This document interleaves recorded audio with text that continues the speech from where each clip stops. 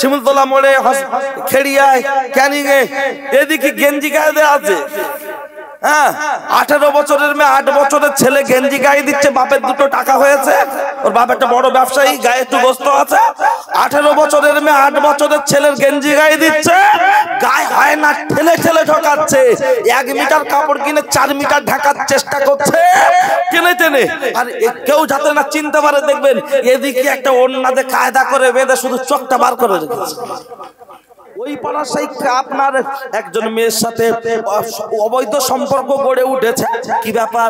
না না না না, এর থেকে সে তো দেখতে হাজারো খারাপ, ওর স্ত্রী যথেষ্ট সুন্দরী, কিন্তু তারপরে ওদিকে কেন লক্ষ্য করলে দেখতে পাওয়া যায় আল্লাহর নবী বলেছেন, আল মারুতু আওরাতুন ফাইজা খরাজাত ইস্তাশরাফাহা শয়তান। যখন কোন নারী হলো গুপ্তধন, ঢেকে রাখা প্রয়োজন, নারী পর্দা থাকায় বস্তু, নারী পর্দা উপেক্ষা করে যখন সে তার মতো রাস্তায় বেরোয়, অন্য পরপুরুষের চোখে তাকে শয়তান সুন্দর করে তোলে। অনেক মানুষ মনে মনে করে জেনা মনে হয় শারীরিক সম্পর্ক হলে শুধু জেনার গুনাহ হয়, আর বাকি জেনার গুনাহ হয় না। না না না না না, ও পর্দার আড়ালের মা আর বোনেরা, কানটা খাড়া করে শুনে রেখে দাও। শুধু যৌন মিলন করলে জেনার গুনাহ হয় তা নয়, শুধু যৌন মিলন করলে জেনার গুনাহ হয় তা নয়, আরো গুনাহ হয়। কোথায় বলেছেন? হাদিস শরীফের মধ্যে আল্লাহর নবী বলেছেন, কুতিবা আলা ইবনে আদম নাসিবুহু মিনাজ জিনা। আল্লাহর নবী বলেছেন, আদম সন্তানদের জন্য জিনার অংশ নির্দিষ্ট করা আছে। কুতিবা আলা ইবনে আদম নাসিবুহু মিনাজ জিনা। আল্লাহর নবী বলেছেন, আদম সন্তানদের জন্য জিনার অংশ নির্দিষ্ট করা আছে। অনেক মানুষ আছে দেখবেন বলে মনের পর্দা হলো বড় পর্দা, বলে না বলে মনের পর্দা বড় পর্দা, কিন্তু না না না না না, কচ্ছপ দেখবেন, কচ্ছপ যদি মাথাটা ভিতরে ঢুকিয়ে নেয়, ওর কি আর কেউ দেখতে পাবে? আমি বলছি, ওর কি আর কেউ দেখতে পাবে? সব বলছেন না, ওর সবাই দেখতে পাবে, কিন্তু কচ্ছপ আর দেখতে পাবে না। কিছু মেয়ে আছে দেখবেন শিমুলতলা মোড়ে, খেড়িয়ায়, ক্যানিংয়ে, এদিকে গেঞ্জি গায়ে দেওয়া আছে। হ্যাঁ, 18 বছরের মেয়ে 8 বছরের ছেলে গেঞ্জি গায়ে দিচ্ছে। বাপের দুটো টাকা হয়েছে, ওর বাপ একটা বড় ব্যবসায়ী, গায়ে একটু গোস্ত আছে। 18 বছরের মেয়ে 8 বছরের ছেলের গেঞ্জি গায়ে দিচ্ছে, গায়ে হয় না, ঠেলে ঠেলে ঢোকাচ্ছে। 1 মিটার কাপড় কিনে 4 মিটার ঢাকার চেষ্টা করছে টেনে টেনে। আর কেউ যাতে না চিনতে পারে, দেখবেন এদিকে একটা ওড়নাতে কায়দা করে বেঁধে শুধু চোখটা বার করে রেখেছে। মনে করছে আমার কেউ দেখতে পায় না। কচ্ছপ মাথা ঢুকিয়ে নিলে কচ্ছপকে সবাই দেখতে পায়, কচ্ছপ কাউকে দেখতে পায় না। আর ও ওই রকম হাতির মতো চেহারা, টাইট প্যান্ট, আপনার কি বলে সেই স্কিন টাইট সব এখন বেরিয়েছে, ওই লেগিস না জ্যাগিস, হ্যাঁ, ওই পরে যারা এমন করে ঘুরছে যেন মনে হয় রাত্রে পাঞ্জাব লরি, রাত্রে রাস্তার রাজা লরি। বর্তমান পশ্চিম বাংলার রাজা হলো নারী। রাস্তার সাইড থেকে যাবে না, আবার যদি একটু ধাক্কা লেগে যায় বলে বাড়ি মামুন নেই। ট্রেনে বাসে হয় কি হয় না, অথচ ধাক্কা লাগছে কার সাথে? 74 বছর বয়সের বয়স্ক লোকের সাথে, ওর বয়স 24 বছর, সে বলছে বাড়ি মামুন নেই। তোর যদি এত সমস্যা, একটু সাইড হয়ে থাক। ও পুরো ছাতি ফুলিয়ে যাচ্ছে, তার কারণ দাম তুলছে। অথচ মুসলমানের বাচ্চা মেলায়, খেলায়, পুজোয়, পার্বণে ঘুরে বেড়াচ্ছে। আর ওর বাবা আবার বলে আমার মেয়েটা একটু মডার্ন টাইপ। হ্যাঁ, আবার দু চারটা মদ্দা লোক বলে আমার স্বামী, আমার স্ত্রীটা একটু ওদের সাথে একটু ভালো পরিচয় আছে, দোকানদারের সাথে ভালো ভাব। শুনে রেখে দেন, শুধু আপনার মনে মনে পর্দা নয়, আর এটুকু মনে রাখুন, আমি বলেছি আদম সন্তানদের জন্য জেনার অংশ নির্দিষ্ট করা আছে। কি কি? আল্লাহর নবী বলেছেন, ফাল আইনানি জিনাহুমান নাজার, ফাল আইনানি জিনাহুমান নাজার। চোখের জেনা হলো দেখা, কুনজরে দেখা। এই দেখাটাকে লক্ষ্য করলে দেখতে পাওয়া যায়। রাস্তায় যখন কোনো মেয়ে হেঁটে যাচ্ছে, আমাদের এ পাড়ার একটা ছেলে বলছে আহা আকাশের চাঁদ নেমেছে, ও আবার ঘুরে ঘুরে দেখছে। কে বলেছে? না না না না, শুনে রেখে দেন, জেনে রেখে দেন, লক্ষ্য করলে দেখতে পাওয়া যায়। এই দেখাটা হলো কত বড় ক্ষতি, যেখানে আল্লাহর নবী বলেছেন। আবার একটা হাদিস বলছি, ওই জেনার হাদিসটা আবার পরে বলছি। লক্ষ্য করলে দেখতে পাওয়া যায়, আল্লাহর নবী বলেছেন ইয়া আলিয়ু লা তুতবির নাজারাতান নাজারা ফাইন্না লাকা ওয়া লাইসা লাকা লুকরা। আল্লাহর নবী বলেছেন, ও বাবা আলী, তোমার সামনে যদি কোনো নারীর দিকে তোমার চোখটা চলে যায়, তৎক্ষণাৎ চোখটা ঘুরিয়ে নাও, আর দ্বিতীয়বার তাকাবে না। কারণ প্রথম দেখাটা তোমার, দ্বিতীয় দেখাটা তোমার নয়, বরং ওটা হলো শয়তানের। তাহলে বলুন বলুন বলুন, লক্ষ্য করলে দেখতে পাওয়া যায় তৎক্ষণাৎ চোখটা ঘুরিয়ে নাও, প্রথম দেখাটা তোমার, দ্বিতীয় দেখাটা তোমার নয়। অনেক মানুষ বলছে, ও কি দেখলে কি হয়ে যাবে বলে না।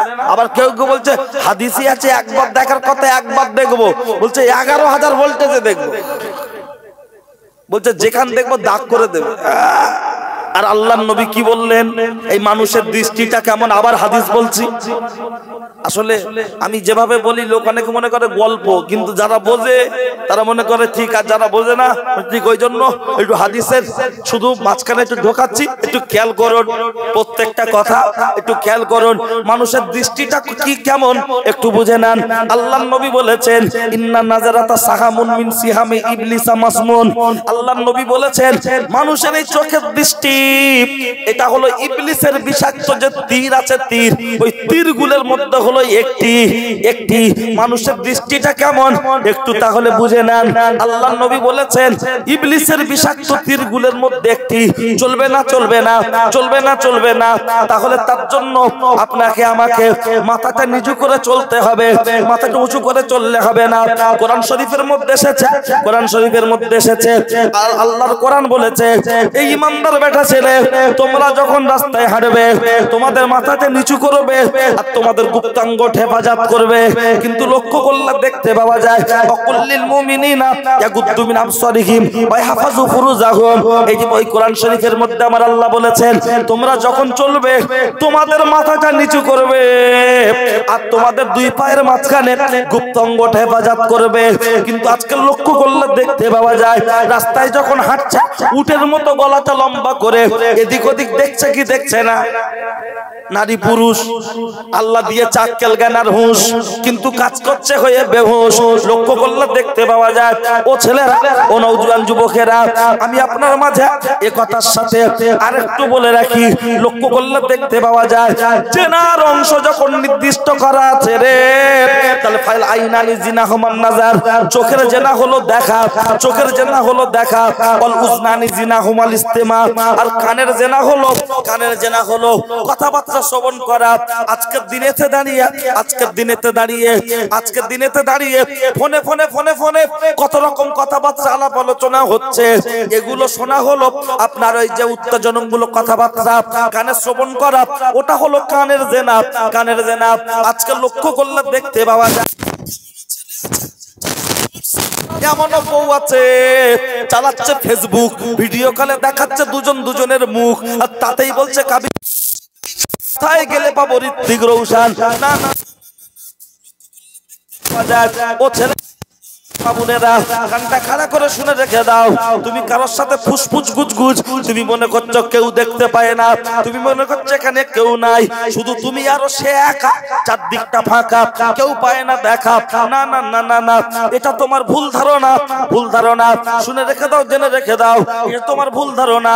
যেখানে লক্ষ্য করলে দেখতে পাওয়া যায়, কিরামান কাতিবিনা ইয়ালামুনা মা তাফালুন। ওগো আল্লাহর বান্দা, তোমার মুখ থেকে যে কথা বেরিয়ে যাচ্ছে হাওয়ায় উড়ে যায় না, পানিতে ভেসে যায় না, মাটিতে পুঁতে যায় না। তোমার কাছে ক্যামেরাম্যান বসানো আছে, ক্যামেরাম্যান বসানো আছে, ওরা ছবি তুলে রেখে দিচ্ছে। হাসরের ময়দানে যেদিন তুমি লুকোচুরি খেলার চেষ্টা করবে, আড়াল করার চেষ্টা করবে, ওই দিনকে আমার আল্লাহ তোমার জবান তালা মেরে দেবে। এখন পাকা দেবে না, ওখানে রাখো, ঠিক আছে?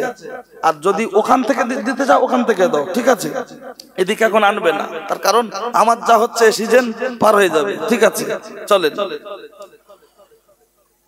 ও ছেলেরা, ও নওজোয়ান যুবকেরা, ও আমার মুরব্বিয়ান বাপ, বক্তব্যের মাঝে অন্যমনস্ক হবেন না। অন্যমনস্ক হলে আমি যে কথা বলছি সব কি কিতাবে আছে, মশলাটা তৈরি করে নিয়ে তাতে আলুটা আমি দিচ্ছি বেরেন থেকে ভেবে। কারণ হ্যালো, সিঙ্গারার ভিতরে আলু কি করে গেল, এটা কি সবাই বুঝবে বলো? এটা বুঝতে গেলে ঠিক থাকতে হবে। সুগার রোগীও খাবে, দেখেন না, সুগার রোগী তো এমনি আলু খায় না, কিন্তু চপ কি বাদ দেয়? রোজার মাসে তেলে ভাজা এমন একটা জিনিস সবারই একটু আশা হয়, বিশেষ করে রোজার মাসে। কথা ঠিক কি না? ও ছেলেরা, নওজোয়ান যুবকেরা, তাহলে আমাদের কাছে ক্যামেরাম্যান বসানো আছে। যেদিন ক্যামেরাম্যান বসানো আছে ওরা ছবি তুলে রেখে দিচ্ছে, ছবি তুলে রেখে দিচ্ছে, অডিও ভিডিও রেকর্ড করে রেখে দিচ্ছে। হাসরের ময়দানে ওগুলো ঘুরিয়ে ঘুরিয়ে ঘুরিয়ে ঘুরিয়ে দেখানো হবে, ঘুরিয়ে ঘুরিয়ে দেখানো হবে। কোরআন শরীফের মধ্যে এসেছে আলিয়াউমা নাকতিমু আলা আফওয়াহিহিম ওয়া তুকাল্লিমুনা আইদিহিম। ও ছেলেরা, ও নওজোয়ান যুবকেরা, আমার আল্লাহ হাসরের ময়দানে জবান তালা মেরে দেবে। হাসরের ময়দানে জবান তালা মেরে দেবে। আল্লাহ হাতের জবান খুলে দেবে, পায়ের জবান খুলে দেবে। সেদিন তো তারাই সাক্ষী দেবে, সেদিন তো তারাই সাক্ষী দেবে। শুধু তাই নয়, কিতাবের মধ্যে এসেছে মানুষের গায়ের কাপড়ের কাপড়টা হবে খাতা, হাতের সাদা আঙুলটা হবে কলম, আর গালের থুতুটা হবে কালি। আপনি আমি আমরা আমাদের লাইফ হিস্ট্রি, লাইফ স্টাইল, চালচলন, আই ইনকাম সবকিছু নিজের কাপড়ের গায়ে নিজেকে লিখতে হবে। তৈরি থাকুন। আপনি আমি আমরা হাজী সাহেব, পীর সাহেব, সাধারণ মানুষ সকলকে লিখতে হবে। শুধু তাই নয়, লক্ষ্য করলে দেখতে পাওয়া যায়। আমি হাদিসটা কি বলছিলাম আমি ভুলে যাইনি, চলুন লক্ষ্য করলে দেখতে পাওয়া যায়। ও যুবকেরা, হাদিসের জায়গায় আছে, মনে আছে, শুধু প্রসঙ্গ মাঝখানে একটুখানি পুশ করছি। আর যাদের ভিতরে আল্লাহর ভয় চলে এসেছে, যাদের ভিতরে আল্লাহর ভয় চলে আসবে, তাদের বিপদে আপদে আমার আল্লাহর সাহায্য মিলতে পারে কি পারে না, মিলতে পারে কি পারে না প্রমাণ দেওয়ার জন্য বলছি। আমি ঘটনা খুব একটা বলি না, তারপরেও একটুখানি বলছি, একটু খেয়াল করুন। বনি ইসরাইল গোত্রে তিনটে মানুষ ছিল, বনি ইসরাইল গোত্রে তিনটে মানুষ ছিল। ওই তিনটে মানুষ মিলে আপনার পিকনিক করতে গিয়েছিল, পিকনিক করতে গিয়েছিল। এই পিকনিক করতে গিয়ে লক্ষ্য করলে দেখতে পাওয়া যায় একটি পাহাড়ের উপরে, যেমন ঝড়খালি লোক পিকনিক করতে যায়, বাসন্তীর দিকে মানুষ গদখালি পিকনিক করতে যায়, ওই রকম পিকনিক করতে গিয়েছে। আর আমাদের ছেলেরা দেখবেন পিকনিক করে এরকম বড় বড় বক্স চলছে, ডিজে, স্বামী স্ত্রী সব নাচছে নিজে নিজে, চলছে না, চলে না। দেখবেন ওদিক দিয়ে কলকাতার দিকতে আসছে, যেন মনে হয় যেন একদম খেড়িয়ার বাজারটা তুলে যেন নাচিয়ে দিয়ে আপনার চলে যাচ্ছে। লক্ষ্য করলে দেখতে পাওয়া যায়। ও ছেলেরা, ও নওজোয়ান যুবকেরা, আমি আপনাকে সবিনয় নিবেদন করে বলছি, ওই পাহাড়ের চূড়ার উপরে সালাসাতুন রাজুলুন ইয়াতামাসুনা ইলাল জিবাল, তিন ব্যক্তি পাহাড়ের উপরে উঠে গেল, পিকনিক করবে, ফিস্টি করবে। হঠাৎ জোরে ঝড় এসেছে, বাঁচার জন্য, জীবনকে সেভ করার জন্য পাহাড়ের একটা গর্তের ভিতরে ঢুকে গেল। যখন গর্তের ভিতরে ঢুকে গেছে, ওই সময়তে একটি বড় পাথর এসে ওই গর্তের মুখটা গাট করে দিল। আর যেই গাট করে দিয়েছে, গাট করে দেওয়ার সাথে সাথে তিনজন ভিতরে ঢুকে এবার তো শুরু হয়ে গেছে, বাঁচবো না মারা যাবো, বাঁচবো না মারা যাবো। তিন বন্ধু মিলে বলছে, জীবনে কে কবে কি ভালো কাজ করেছি, সেই কাজের বদৌলতে একটু দোয়া চা। একজন বলছে, আমি জীবনে ভালো কাজ কি করেছি আমার মনে নেই। এমনও লোক আছে দেখবেন, 5 ওয়াক্ত নামাজ পড়ে না, ঈদ শুক্রবারও যায় না, আবার ঈদের আগে ইমাম সাহেব বক্তব্য করেছে যারা রোজা করে নে এরা যেন ঈদগাহে না আসে। ও ঈদের দিন সন্ধ্যাবেলা গর্ব করে বলছে, কি যাবো, ইমাম সাহেব বড় বড় কথা বলছি, ঈদিও যায়। এরম কিছু বাগ দিয়ে আছে না, সেটা সংখ্যাটা খুব কম। 2-10টা গ্রাম খুঁজলে একটা আড্ডা এরকম কাউরা মেলে। ইমাম সাহেব মানা করেছে, ওই জন্য যায়। আমি একদম নিজ কানে শুনেছি একজনের মুখ থেকে, বলছে, তার জিজ্ঞেস করছে, তা তুই যাসনি কি করছিস? বলছে, তলা বেড়ে ঠিক করছিল। আমি একদম তার নিজ কান থেকে শোনা। সে আরেকজনের সাথে গল্প করছে, আর আমি রাস্তার ধারে গাড়ি রেখে একটু গাড়ির ভিতরে বসেছিলাম, আমি নিজ কানে শুনেছি। ও ছেলেরা, ও নওজোয়ান যুবকেরা, ও আমার মুরব্বিয়ান বাপ, তখন আরেকজন বলছে, আমার মনে পড়েছে আমি জীবনে একটি ভালো কাজ করেছি। বলছে, কি কাজ করেছি বল? বলছে, আমার আব্বা মানুষের কাজ করেছিল, মানুষ আমাদের বাড়ি কাজ করেছিল। আর এই কাজ করার পরে সেই যে আপনার মজুরি খেটেছিল, যে রোজ খেটেছিল, ও পয়সা নিতে আসেনি, অনেকদিন হয়ে গেল। আমার আব্বা ওই টাকাটা আমাকে দিয়ে বলেছিল, কোথি এই টাকাটা রেখে দে, অমুক ব্যক্তি যদি আসে টাকাটা দিয়ে দিবি, খবরদার ফাঁকি দিবি না, তাকে দিয়ে দিবি। আমার আব্বা মারা গেছে আর আমি টাকাটা খরচা হয়ে যাওয়ার ভয়ে ওই টাকাটার বিনিময় একটি বকরি ছাগল কিনেছিলাম, একটি বকরি ছাগল কিনেছিলাম। ওই ছাগলের বিনিময় এক পাল ছাগল হয়েছে, আল্লাহ দিয়েছে। একদিন আমি বাড়িতে আছি, হঠাৎ একজন ব্যক্তি এসে বলছে, বাড়িওয়ালা বাড়িতে আছো, বাড়িওয়ালা বাড়িতে আছো। আমি বেরিয়ে বললাম, চাচাজি আমার আব্বা জানতে ইন্তেকাল করেছে, আমার আব্বা তো দুনিয়ায় বেঁচে নাই, আপনার কি দাবি দাবা আছে বলুন। তখন ব্যক্তিটা বলছে, তোমাদের বাড়িতে আমি একদিন কাজ করেছিলাম, পয়সা নিতে আসিনি, পয়সা ভুলে গিয়েছি, পয়সা নিতে আসিনি। যদি তোমার আব্বা বলে থাকে গো টাকাটা আমার দেবে। তখন বাড়িওয়ালার ছেলেটা বলছে, ও চাচাজি আপনি আমার বাড়িতে এসেছেন, আমি খুব ভাগ্যবান, আপনি বসে যান বসে যান বসে যান, একটু নাস্তা পানি করুন, তারপরে আপনার টাকার চিন্তা হবে। চাচাজি বললেন, না না না না না, তুমি আমার দেবে কিনা বলো।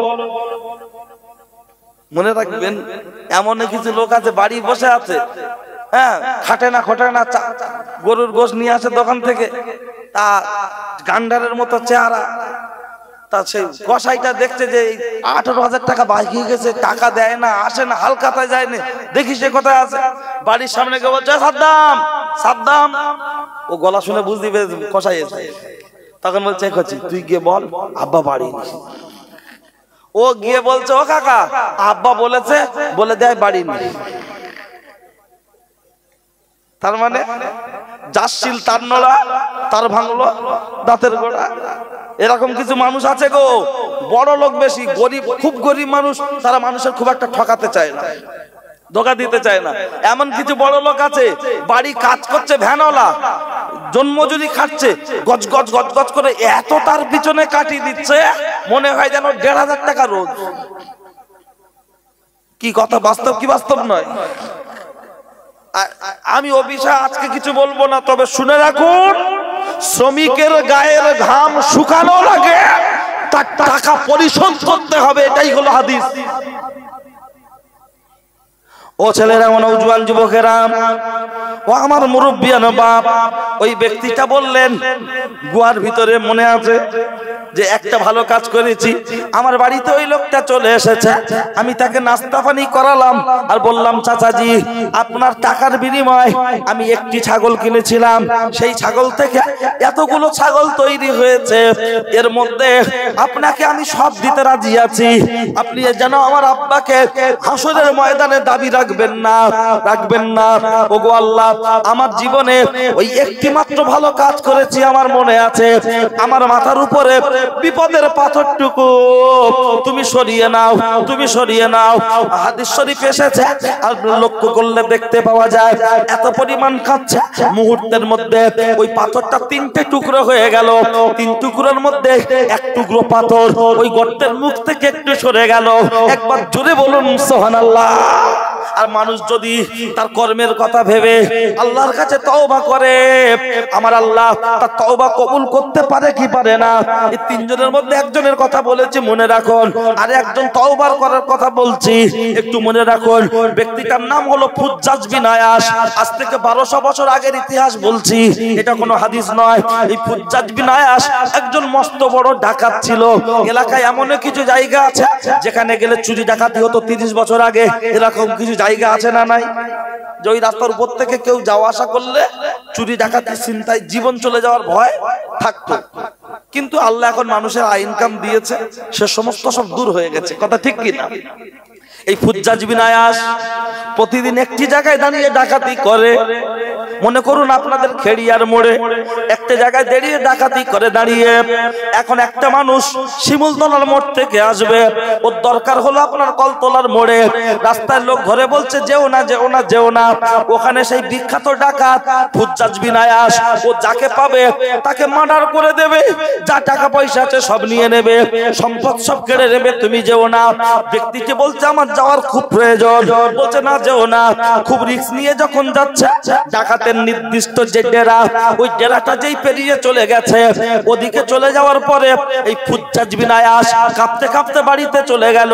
বাড়িতে চলে গেল, গিয়ে বলছে, বাড়িতে গিয়ে বলছে, ও আমার বিবি দরজা খুলে দাও, ও আমার বিবি দরজা খুলে যাও।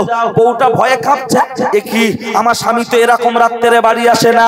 আমার স্বামী যেদিন ডাকাতি করতে যায় সেদিন তো বাড়ি আসে ভোরের বেলা, এখন বাড়ি চলে এসেছে। কয়েকবার গলার আওয়াজটা শুনে বলল, ও আমার স্বামী তুমি ভয়ে কাঁপছো কেন, তোমার গলার আওয়াজটা কাঁপা কাঁপা কেন? তখন ফুজ্জাজ বিন আয়াস বলছে, আমাকে আল্লাহর কোরআন ভয় দেখিয়েছে। বলছে কি ভয় পেয়েছো? বলছে কে যেন আমাকে আওয়াজ দিয়ে বলছে, রে ও গো আল্লাহর বান্দা, মরণ অবশ্যই প্রত্যেকের হবে, আল্লাহর কাছে জবাব দিতে হবে। তুমি এমন করছো, তুমি কি আল্লাহর কাছে হিসাব দেবে না? আল্লাহর দরবারে কি তুমি যাবে না?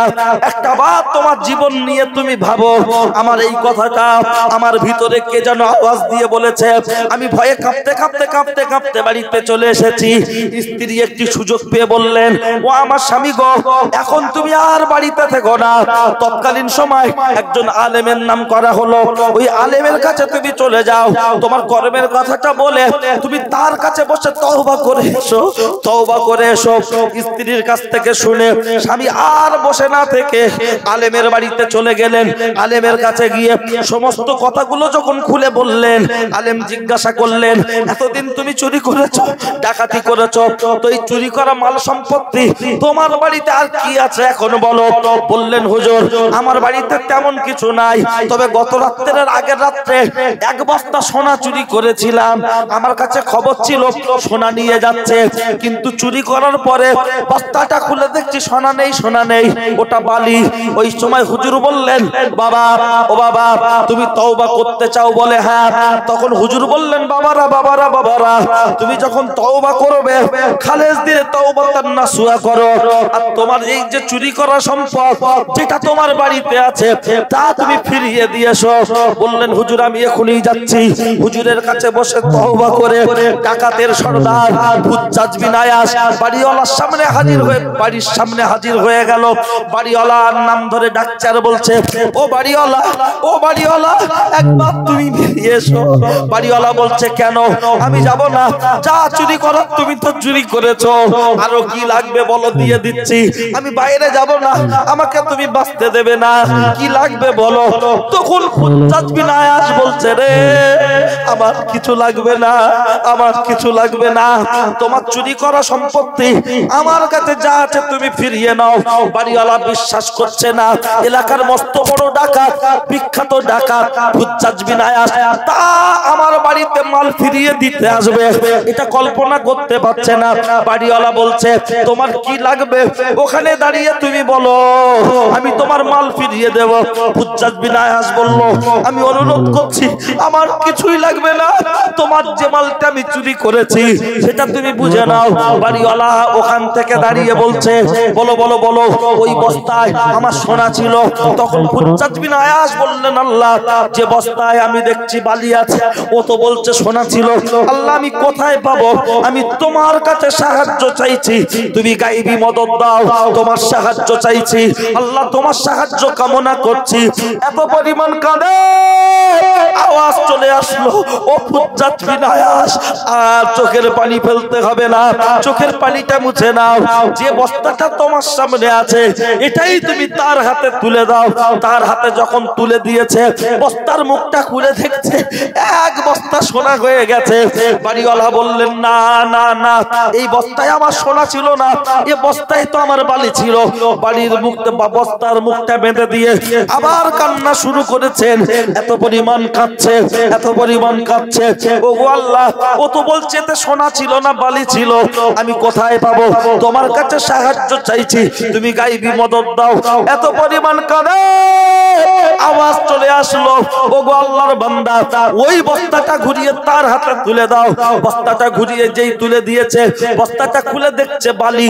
তখন বাড়িওয়ালা বলতে লাগলো, আমি হলাম তৌরাত কিতাবের একজন পণ্ডিত, আমি তৌরাত কিতাবে পড়েছি যারা খালেস দিলে তওবা করার মতো তওবা করতে পারে, তারা দোয়া চাইলে সোনা বালি হয়, বালি সোনা হয়। তাই তুমি তওবাটা সঠিক করেছো না ভণ্ডামি করছো, আমি পরীক্ষা করে দেখেছি তোমার তওবাটা আল্লাহ কবুল করেছে।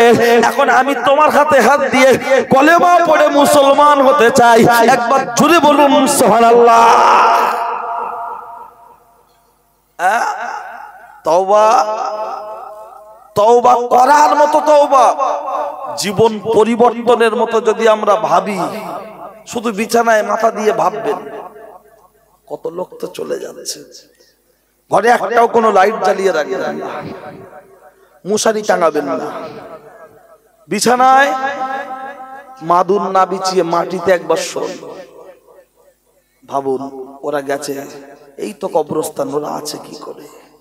আমি ঘরের ভিতরে মেঝে সমান শুয়ে আছি, বালিশ না হলে শুতে পাচ্ছি না, কিন্তু সেখানে কোনো বালিশ থাকবে না, থাকবো কি করে?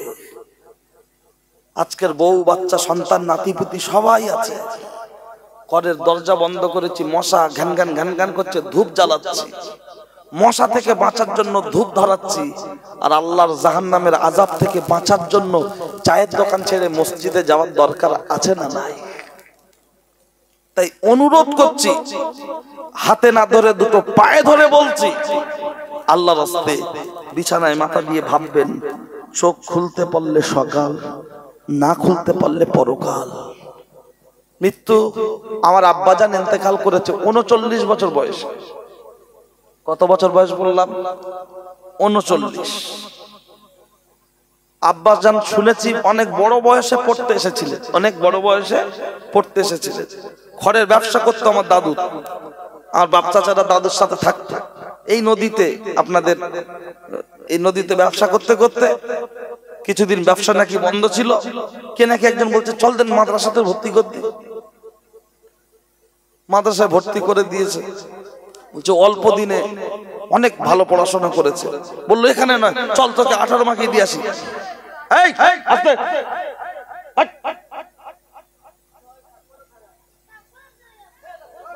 এই ধরে আনতো।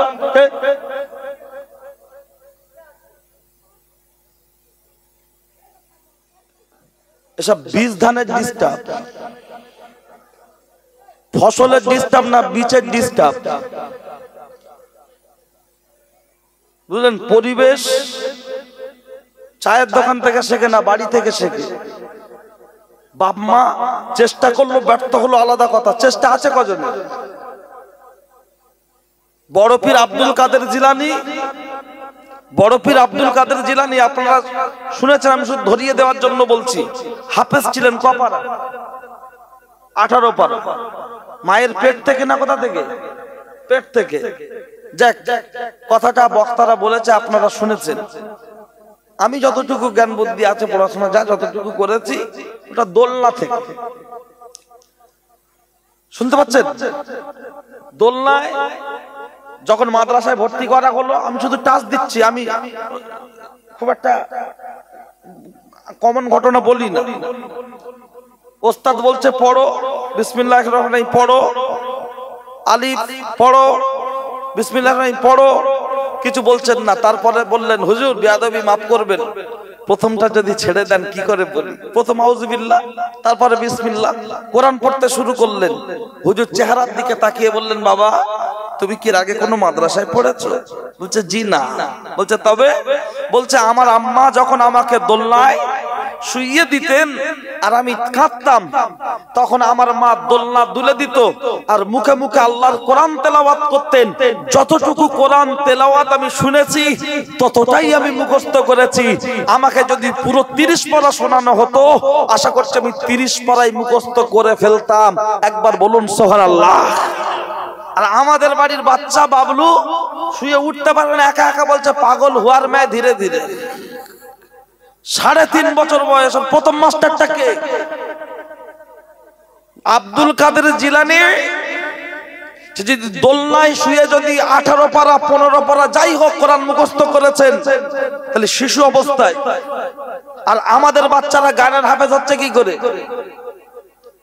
আমি বলেছি বীজ খারাপ, আর একটু তথ্য নেবেন, আর একটু নেন। খৌফ ইলাহি, আল্লাহর ভয়। এটাও আগের যে কথাটা বললাম, ওই যে তওবা করে আল্লাহর ভয়ের জন্য। তো তাহলে আরেকটু শুনুন, আপনাদের শোনা কথা শুধু একটু রিপিট করে দিচ্ছি, কারণ 10 বছর 15 বছর আগে লেখা থাকতো না রাস্তার ধারে এরকম মোড়ে মোড়ে খেড়িয়া এইটা, তারপরে দেখাচ্ছে ক্যানিং, মানে একটু আগে গিয়ে বাম দিক চল যাও, তীর করে দেওয়া আছে না মালঞ্চ,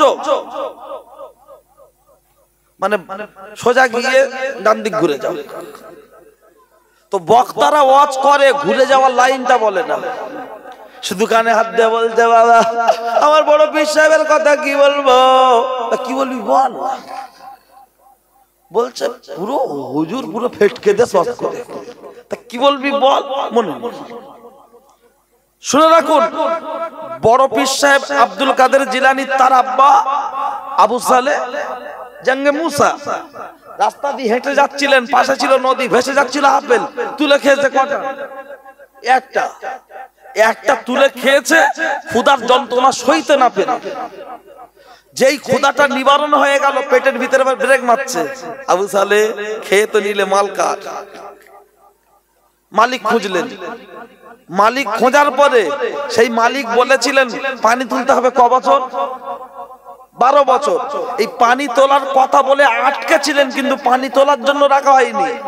উনি ভাবলেন একটা আপেল খেয়ে যদি বলতে আসে তাহলে এর ভিতরে সোনা আছে, একটু কোষ্টি পাথরে ঘষে দেখার দরকার আছে, জামাই করা যায় কি? এ ঘষে ঘষে ঘষে ঘষে দেখলো, তা বললো 12 বছর থাকলে ক্ষমা হবে, বললো তা বলতে পারবো না, থাকো। 12 বছর যে হয়ে গেল, বললো হুজুর এবার ছেড়ে দেন। বলে আমি কি বলেছি ক্ষমা হবে? বলছে তাহলে কি হবে? বলছে আমার মেয়েকে বিয়ে করতে হবে। বললো হুজুর বিয়ে করতে রাজি আছি, হাসরের ময়দানে দাবি রাখবেন না তো? বলল না। তাহলে হাসরের ময়দানে দাবি রাখবেন না বলেছেন, তাই তো বিয়ে করেছেন। তখন বলছে মেয়েটা দেখতে কেমন জানো? কালো কানা খোঁড়া, বাবা আপনারা জানেন, শুধু বোঝানোর জন্য বলছি। তারপরেও বলল হুজুর বিয়ে করতে রাজি আছি। কেন? শুধু হাসরের মাঠ থেকে নাজাত পাওয়ার জন্য। আমি একটা আপেলকে ধরা পড়েনি, ধরা দিয়েছেন, আর সেই আল্লাহর কাছে নাজাত পাওয়ার জন্য কানা খোঁড়া বোবা মেয়েটাকে বিয়ে করতে রাজি আছে। আর আজকের টাকা চুরি করেছে, দেখে ফেলেছে, বাপ বেটা দুজনকেই মার্ডার করে দিচ্ছে। কথা ঠিক কি না?